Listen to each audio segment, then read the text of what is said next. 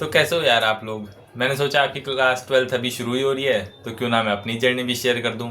आपको थोड़ा मोटिवेशन मिलेगा। आपको ये चीज़ें पता लगेंगी कि क्या चीज़ें करनी हैं और क्या चीज़ें नहीं करनी। तो जैसे मैंने क्लास 10th में कॉमर्स ले ली थी, ठीक है। 11th 12th stream commerce stream ली थी मैंने। देन 11th में 10th तक भी मेरा एक एकेडमिक रिकॉर्ड अच्छा था। 10th में आई स्कोर 94.4। एंड फिर 11th में मैं क्योंकि डीएवी स्कूल से पास आउट हूँ, जो 11th में यहाँ पर डीएवी वाले होंगे उनको पता है डीएवी बोर्ड्स होते हैं and it is quite difficult. But उसमें भी मेरे 93.2% आ गए थे। And then comes the class 12th। उसमें क्या हुआ, लाइक स्टार्ट हुई क्लास 12th। 11th में मैं क्या कर चुका था, अगर पर्टिकुलरली बताऊँ सीयूईटी का, क्योंकि 10th तक मेरा ऐसा था कि सीए देना है।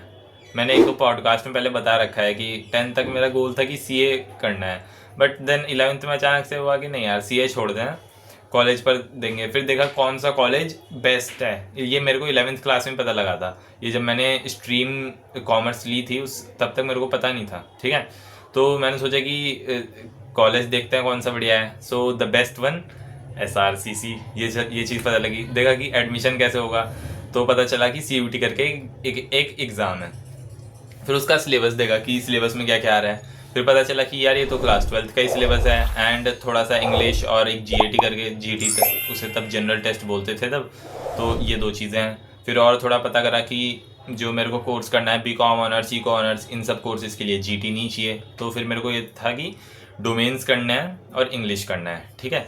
अब देखो ये था कि जैसे डोमेन्स हैं, डोमेन्स तो क्लास 12th के आ रहे हैं, तो 11th में कुछ कर नहीं सकते। बट मेरे को ये चीज़ पता थी कि इंग्लिश जो है, इंग्लिश का सिलेबस जब मैंने देखा कि वोकैब है, रीडिंग कॉम्प्रिहेंशन है, ग्रामर है, तो मेरे को लगा ये चीज़ करी जा सकती है अभी 11th में। तो रीडिंग कॉम्प्रिहेंशन तो आसान होता है, देखो वो सब हम पहले से करते आ रहे हैं, वो मैंने उस पर कुछ ज़्यादा ध्यान नहीं दिया आरसी पर। ग्रामर भी मैंने अभी 11th में छेड़ा नहीं ग्रामर को मैंने, बट वोकैब स्टार्ट कर दी। मैं डेली न्यूज़पेपर से, आर्टिकल से, ऑनलाइन ही डिजिटली, तो वहाँ से मैं 20-30 वर्ड्स, 10 वर्ड्स, मतलब बहुत ज़्यादा कंसिस्टेंटली नहीं, बट मैंने जब मैं 11th क्लास में था तब मैंने स्टार्ट कर दिया था इतना लिखना। और एक दो महीने करा वो मैंने जून की छुट्टियों तक। फिर जब वापस स्कूल खुले 11th क्लास में, तो फिर चीज़ वो छूट गई, ठीक है। तो 11th क्लास मेरी ऐसी ही जा रही थी। फिर क्लास 12th में भी मैंने स्टार्टिंग में फिर से मई जून जुलाई के आसपास मैंने वो गैप पर ध्यान दिया था। जून में एक इम्पॉर्टेंट चीज़ हुई मेरे साथ। तो अब ये भी था कि इस साल जो मैं पढ़ रहा हूँ इससे कॉलेज भी मिलेगा, तो अच्छे से स्टार्ट अच्छा ही करा था, है ना। अप्रैल गया, मई गया, यूनिट टेस्ट जो होते हैं उसमें मार्क्स भी अच्छे आए, है ना, ठीक है। उसके बाद फिर जब मई एंडिंग में हमारे समर वेकेशन शुरू हो गए, तो मेरे को था कि जून को इस बार यूटिलाइज करते हैं, वरना हर साल टीवी देख रहे हैं, फ़ोन चला रहे हैं, खेलने जा रहे हैं, बस इसमें टाइम जा रहा था। एंड मज़े भी करने चाहिए। बट मैंने 12th क्लास के जून में सोचा कि इस बार इसको थोड़ा सा यूटिलाइज़ करते हैं। तो मैंने 12th में जून में क्या करा, देखो कि जैसे वोकैब मेरा चल ही रहा था थोड़ा थोड़ा, मैंने ग्रामर अपना कंप्लीट कर दिया। रुबाइका मैम है, मे बी आप सब लोग उन्हें जानते होंगे, उनकी मैंने सीरीज़ देखी थी।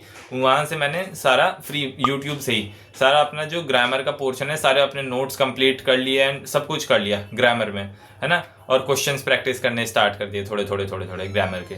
तो मेरा जून काफ़ी ज़्यादा प्रोडक्टिव हो गया। मैं जून में भी लाइक छुट्टियों में भी 6-7 घंटे पढ़ रहा था, है ना। और साथ में जो स्कूल का जो होमवर्क मिलता है, हॉलीडे होमवर्क, वो कर लिया था। तो जून मेरा ऐसे गया। फिर जुलाई से वापस स्कूल खुल गया। जुलाई से स्कूल खुल गए तो वापस स्कूल की चीज़ें, डेली होमवर्क करना है एंड बाकी अपने मेन सब्जेक्ट्स पर ध्यान देना है। जुलाई अगस्त में क्या हुआ, अगस्त थोड़ा सा अब ये टाइम फ्रेम ऐसा था कि जहाँ पर पढ़ाई कम हुई। अगस्त में क्या हुआ, देखो जो डीएवी में है उन्हें पता होगा, डीएवी नेशनल स्पोर्ट्स करके होते हैं।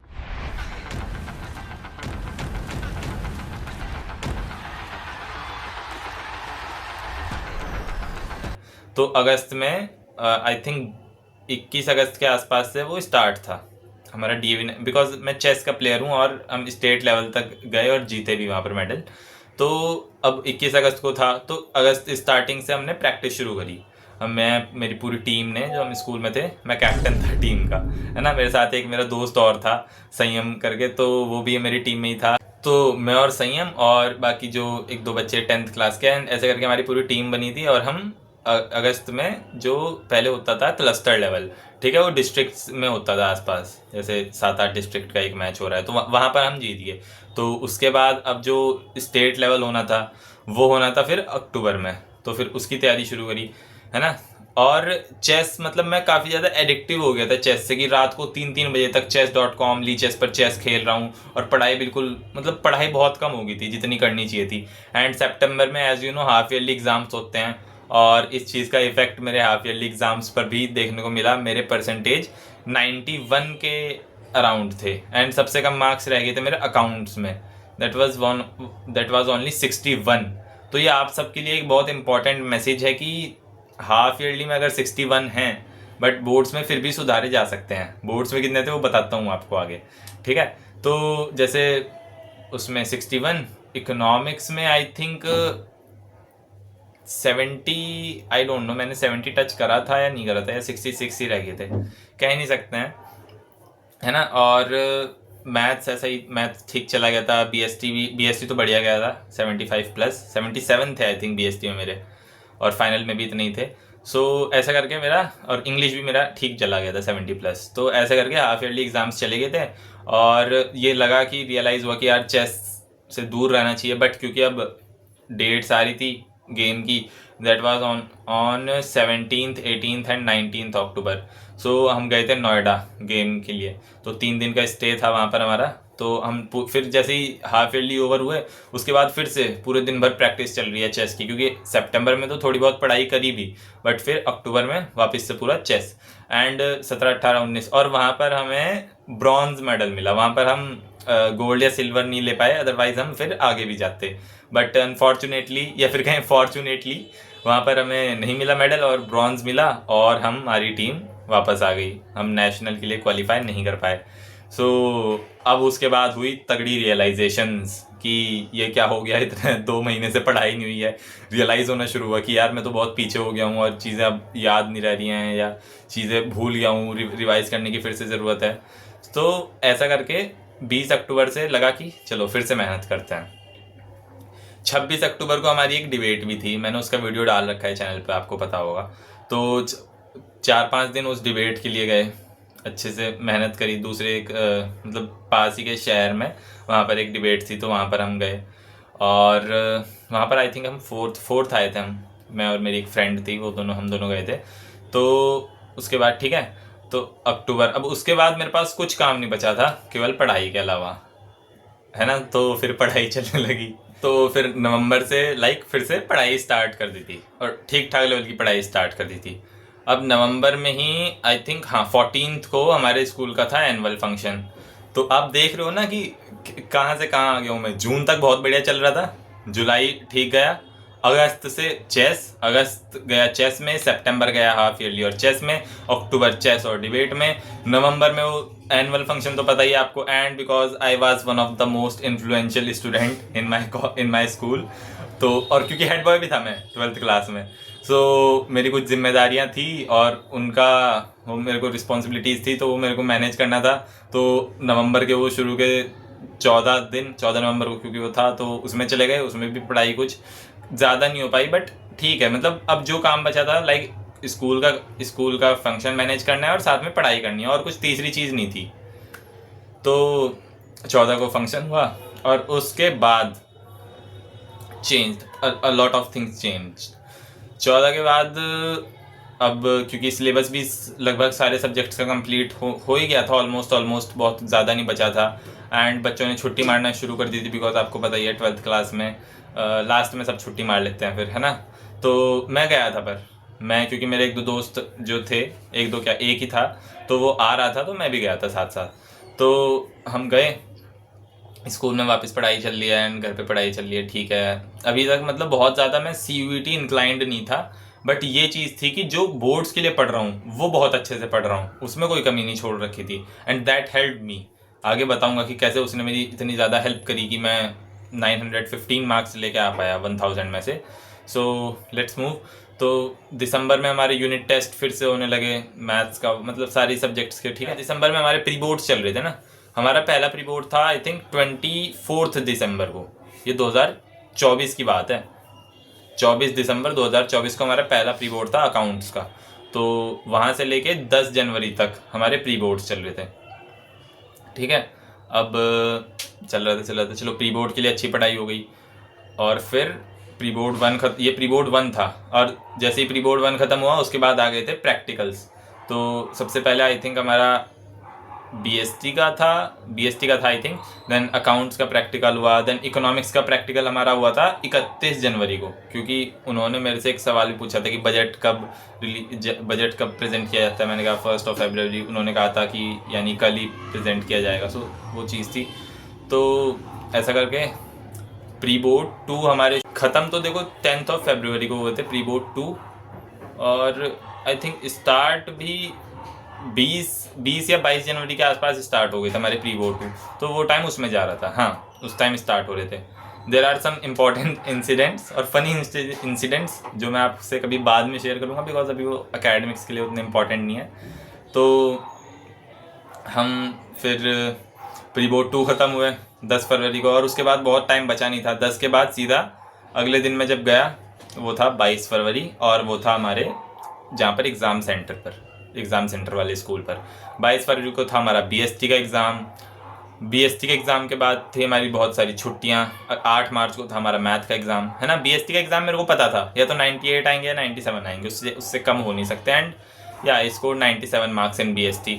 सो यहाँ पर आपके लिए सीखने वाली चीज़ क्या है, देखो कि मैंने कुछ ऐसा बहुत ज़्यादा नहीं करा था कि सीयूईटी के लिए कुछ कर रहा हूँ मैंने हाँ जनवरी में एमसीक्यूज़ स्टार्ट कर दिए थे प्रैक्टिस करना बहुत अच्छे से, कि अब मेरे को सीयूटी देना है, टाइम आ रहा है क्लोज, तो एमसीक्यू स्टार्ट कर देने चाहिए। तो मैंने वो जनवरी में करे थे सारे सब्जेक्ट्स के, ठीक है। तो उसने मेरे को बोर्ड्स में भी हेल्प करा। बट पूरे साल अगर आप देखो तो मैं कितनी सारी और चीज़ों में भी लगा रहा, बट स्टिल जो मेन चीज़ थी मैंने बोर्ड से कभी अपना फोकस कम नहीं होने दिया, एंड इट हेल्प्ड मी।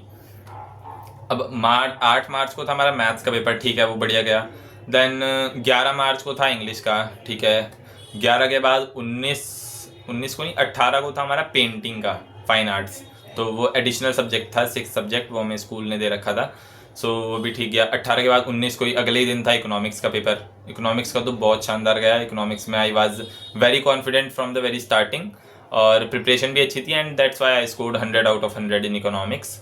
सो कब था इकोनॉमिक्स का? 19 को। 19 के बाद 27 मार्च को था, 27 या 26 आई थिंक, हाँ 27 को ही था हमारा अकाउंट्स का exam. So that was the last day of schooling, of school life. और 27 मार्च को घर आने के बाद उस दिन थोड़ा बहुत रेस्ट करा, बुक्स वगैरह साइड करी जो अब पढ़नी नहीं थी, बहुत सारी फिर से पढ़नी थी, बिकॉज अगले 2 महीने में लाइफ का पहला कॉम्पिटिटिव एग्ज़ाम देना था, that is common university entrance test CUET 2025। तो 27 मार्च को हमारा बोर्ड्स ख़त्म हुआ। 28 मार्च से स्टार्ट, बहुत अच्छे से स्टार्ट। और आपने अगर मेरे पहले पॉडकास्ट देख रखे हो या मेरी पहले वीडियोस देख रखी हो तो मैंने बहुत बार बताया कि मैंने उस टाइम फ्रेम में मतलब वैसी पढ़ाई कभी नहीं करी थी उससे पहले। लाइक 10-12 घंटे मतलब मिनिमम हो रहे थे, कभी कभी 10 कभी हो जाता था, बट 12 घंटे वाज द एवरेज टाइम जो मैं पढ़ रहा था, क्योंकि कभी कभी 14 घंटे 15 घंटे की पढ़ाई करी मैंने उस टाइम फ्रेम में, अप्रैल और मई जब तक एग्ज़ाम कंप्लीट नहीं हुआ। तो अप्रैल पूरे का पूरा पढ़ाई में गया। और वो काफ़ी ज़्यादा स्ट्रेटेजिक चीज़ हो जाती है कि वो बाकी आप स्ट्रेटजी वीडियोस में देखना कि मैंने कैसे करा उसमें। बट जब मेन चीज़ अगर बताऊं तो क्योंकि मेरे पास बहुत बड़ा एडवांटेज था बोर्ड्स में, मैंने क्योंकि मेहनत कर रखी थी, तो मेरे को बस चीज़ें रिवाइज करनी थी। And I started giving mock test, और फिर मॉक टेस्ट में एरर एनालाइज करा, उसे वापस रिवाइज करा, and then again mock test. तो मेरा पूरा अप्रैल मई ऐसे करके गया। इस बीच में एक इम्पॉर्टेंट इंसिडेंट और हुआ था। We lost many lives in Pahalgam on 21 April, and war की सिचुएशंस हो रखी थी। आपने अगर मेरा वीडियो देखा हो तब मैंने एक वीडियो भी शूट करा था ऊपर छत पर रात को।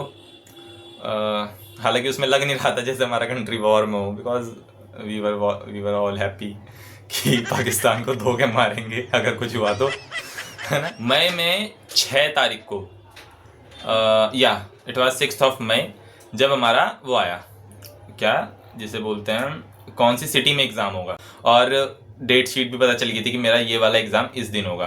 तो 6 को आया। अब मेरा पहला एग्ज़ाम जो था वो था आई थिंक 15 मई को इकोनॉमिक्स और मैथ्स का, ठीक है। 13 मई को हमारा बोर्ड का रिजल्ट आ गया था, है ना, सीबीएसई बोर्ड का रिजल्ट आ गया था और मैंने स्कोर करा था 96.2% इन माय बोर्ड एग्जाम्स। और उस दिन काफ़ी कॉन्ग्रेचुलेशंस और वो सब। सो उस दिन उसके बाद पढ़ाई नहीं हो पाई, 13 तारीख को तो नहीं हो पाई और 14 को फिर आखिरी दिन बचा है, टेंशन हो रही है, यही रात अंतिम, यही रात बारी, ऐसा करके दिमाग में गाना गूंज रहा है, वही सुन रहा हूँ मैं। तो उस दिन भी कुछ खास पढ़ाई हो नहीं पाई और एक दिन में फिर क्या ही होता, तो बस थोड़ा बहुत जो रिवाइज करा वो करा, रात को अपना अगले दिन जो सुबह सामान वगैरह लेके जाना है वो रख दिया।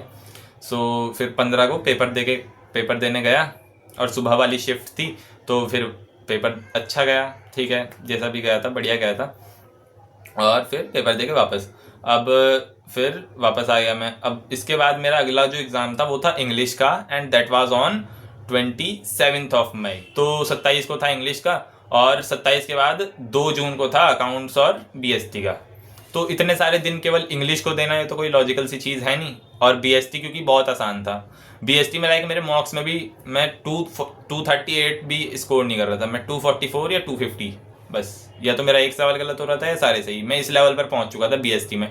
तो मेरे को ये चीज़ तो थी कि बीएसटी में अब कुछ पढ़ने की ज़रूरत नहीं है, मॉक्स करते रहो, एक दिन का एक मॉक, 1 घंटा मॉक देने में लगेगा, वरना 1 घंटा भी नहीं लगता है। बीएसटी का पेपर आपने अगर अच्छे से तैयारी कर रखी है, आप 25 मिनट में निपटा देते हो, और 15-20 मिनट लगे आपको उसको चेक करने में और देखने में कौन सा क्वेश्चन गलत हुआ, क्योंकि वो देखना बहुत ज़रूरी है, उसके बिना तो वरना कोई मतलब नहीं बैठता ना मॉक देने का।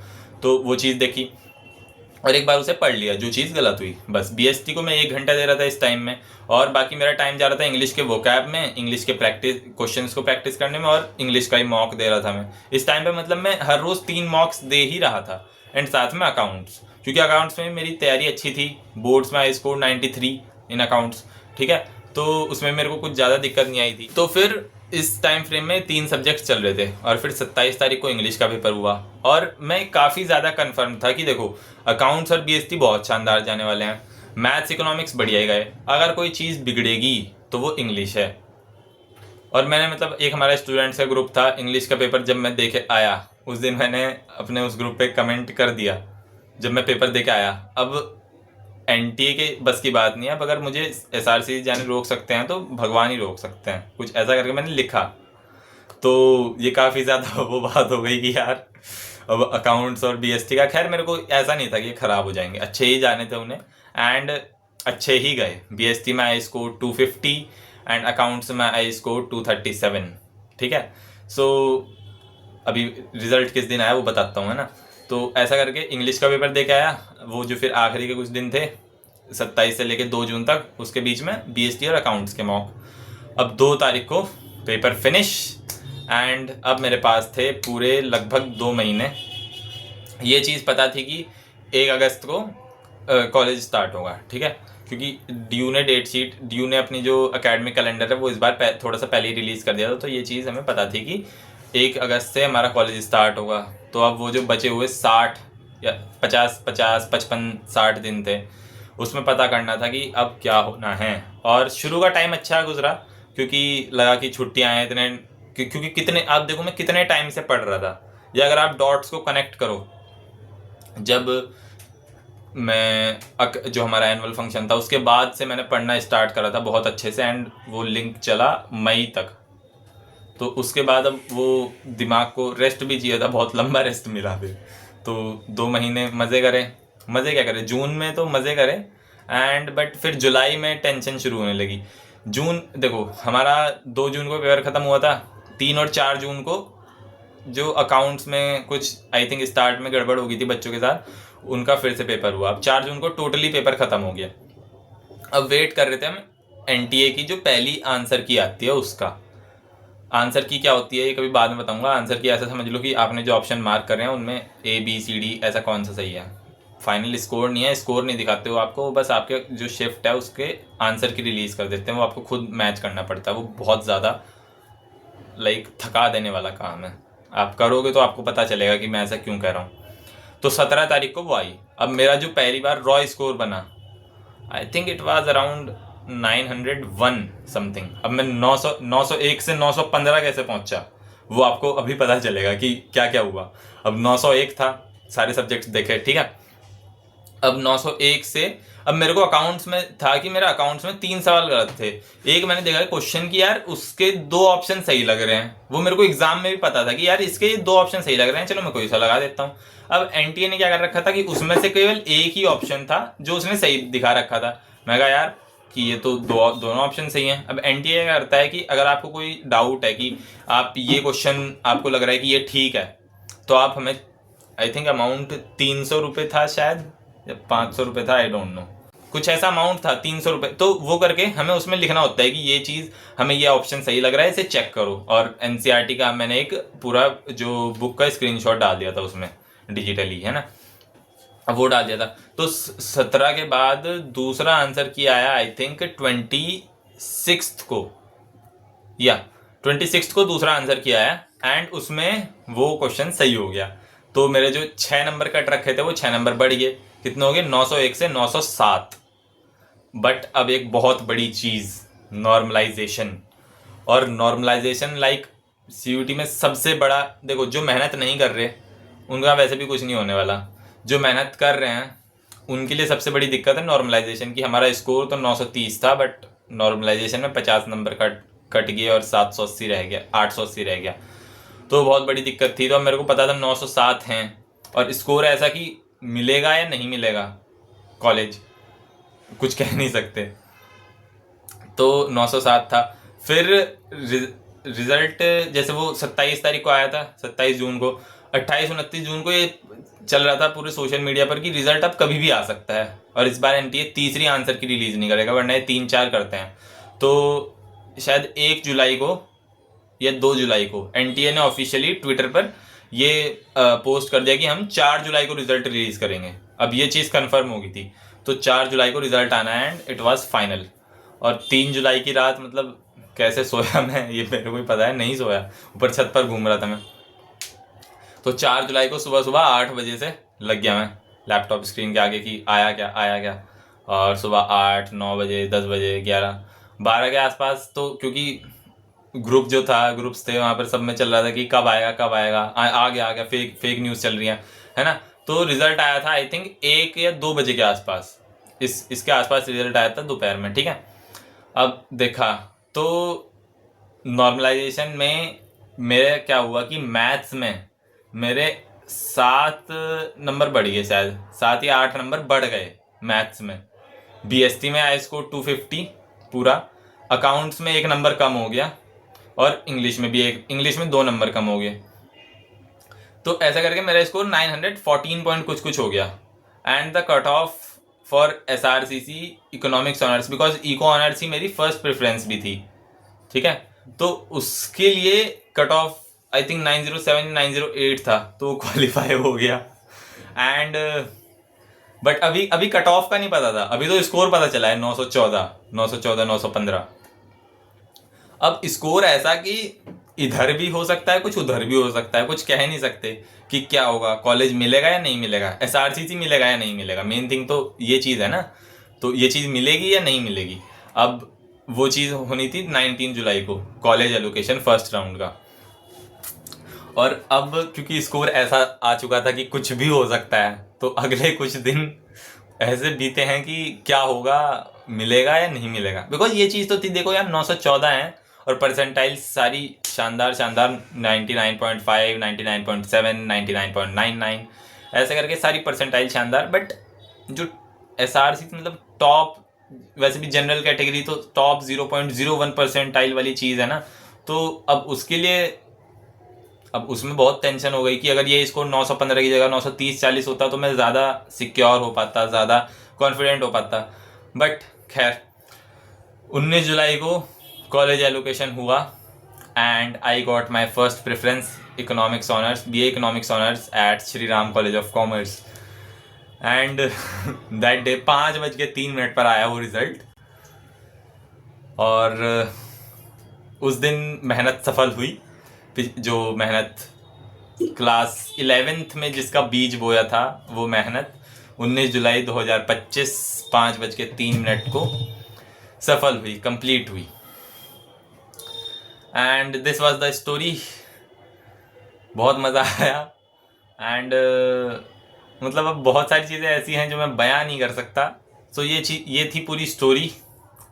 आई होप आपको इससे कुछ सीखने को मिला होगा और आप कहीं ना कहीं रिलेट कर पा रहे होंगे, चाहे वो आप स्कूल में बहुत ज़्यादा एक्टिविटीज़ में लगे रहते हो, आप उस पार्ट पर रिलेट कर लो, या आप कभी पढ़ नहीं पा रहे हो। बिकॉज ऐसा भी टाइम आया था अप्रैल में कि जो मैं बता रहा हूँ ना कि 10 घंटे, कभी कभी 10 घंटे हो रहे हैं, वो कैसे होते थे कि पढ़ते पढ़ते बहुत दिमाग अब बिल्कुल मन ही नहीं कर रहा। ऐसा भी बहुत टाइम आया था कि बिल्कुल मन ही नहीं कर रहा है। एंड ये तो मतलब हर रोज ही लगता था कि यार इतना पढ़ रहा हूँ, इतना पढ़ने के बाद भी अगर नहीं हुआ तो।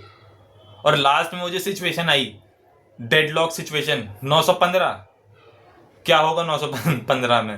ये हो भी सकता है, नहीं भी। देखो एक चीज होती है, हमारे आए 850, and if you are from a general category there is no chance, not at all, कि आपको एसआरसीसी मिलेगा या स्टीफेंस मिलेगा या हिंदू मिलेगा। बट स्कोर है 915। मिल भी सकता है, नहीं भी। पैटर्न पहले ही चेंज हो रखा है कि हम पिछले साल के ट्रेंड से एनालाइज कर लें।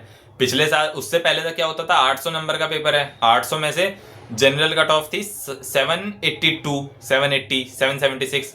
अब उसमें तो लगता था कि यार इसमें तो बच्चों के 20-22 ही नंबर कट रहे हैं, मेरे कट चुके हैं लगभग 80। बट ये भी चीज़ थी कि उन्हें तो चॉइस भी मिली थी 10 क्वेश्चन की, मेरे को तो चॉइस नहीं मिली, तो कट ऑफ तो नीचे जानी चाहिए। अब ये दिमाग यही कैलकुलेट करता रहता था। चैट जीपीटी से बता रहा हूँ कि यार देख मेरी इतनी परसेंटाइल है और इतनी सीट्स हैं और क्या होगा, कभी वो कह रहा है कि हाँ मिल जाएगा, कभी कह रहा है कि मुश्किल है, चांसेस कम है। तो ऐसा करके वो जो आखिरी के डेज थे वो काफ़ी ज़्यादा टेंशन और काफ़ी अनसर्टेनिटी वाले डेज थे कि कौन सा कॉलेज मिलेगा। बट देखो यार, मेहनत करके एक चीज़ कंफर्म हो जाएगी आपकी कि पहली चीज़ तो रिग्रेट नहीं होएगा कभी भी। मैं आज स्टीफन्स में होता, मान लो मेरे नॉर्मलाइजेशन में मार्क्स नहीं बढ़ते, 907 रहते, स्टीफन्स का कट ऑफ 904 था, वो भी बहुत बढ़िया कॉलेज है, मैं स्टीफन्स में होता आज। बट मेरे को रिग्रेट नहीं रहता कभी भी कि मैंने उस टाइम पे मेहनत कम करी, पहली चीज़। दूसरी चीज़, मेहनत करने के बाद कुछ तो हो ही जाएगा यार। देखो मेरे को, जैसे मैं मेहनत कर रहा था उसके बाद मेरे को ये चीज़ पता थी, कोई बात नहीं, एसआरसीसी नहीं हुआ स्टीफन्स नहीं हुआ हिंदू, ये भी तो बढ़िया कॉलेज है, देश के बिल्कुल रिनोन्ड इंस्टीट्यूशन में आप पढ़ रहे हो, मेहनत करके वो चीज़ मिलेगी आपको, रिग्रेट नहीं होगा। ठीक है, तो मेन चीज़ है कि मेहनत करनी है, कंसिस्टेंटली मेहनत करनी है। एंड बीच में बहुत सारी चीज़ें आएंगी आपको डिस्ट्रैक्ट करने के लिए, उन चीज़ों से बचना है। कैसे बचना है वो अब आप देखो, वो सबकी अपनी अपनी स्ट्रैटेजीज़ हैं। फ़ोन नहीं चलाना है, फ़ोन मैंने नहीं चलाया उस अप्रैल और मई वाले पीरियड में, नहीं चलाया फ़ोन, क्योंकि ये चीज़ काफ़ी कंफर्म थी मेरे को कि 2 जून को पेपर ख़त्म है और जून जुलाई फ़ोन ही चलाना है। और मैंने फ़ोन चलाया भी, जून जुलाई में जम के फ़ोन चलाया, ये चीज़ थी। तो गाइज़ ये थी देखो पूरी कहानी।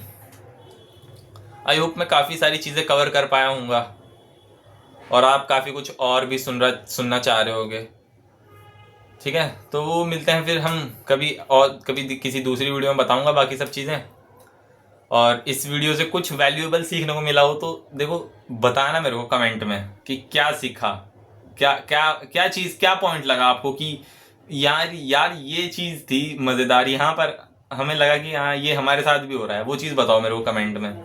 और बाकी वीडियो को लाइक कर देना, चैनल पर पहली बार आए हो या अगर सब्सक्राइब नहीं कर रखा तो सब्सक्राइब भी कर देना। बाकी मिलते हैं हम अगली वीडियो में। जय हिंद।